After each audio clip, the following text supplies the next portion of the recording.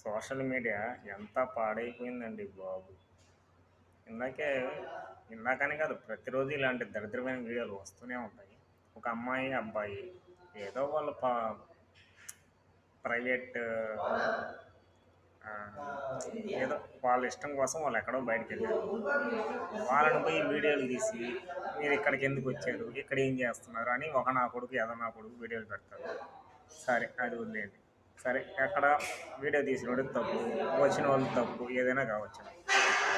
ఇప్పుడు ఏమంటే పాలు కావాలా పండు కావాలని చెప్పేసి ఒక అమ్మాయి వీడియో చెప్పేసి నువ్వు పాలు మీద తాగాలి, నువ్వు ఆంటీ జాకెట్లో పాలు తాగు. మరి ఇట్లాంటి అమ్మాయిని ఏమనాలండి?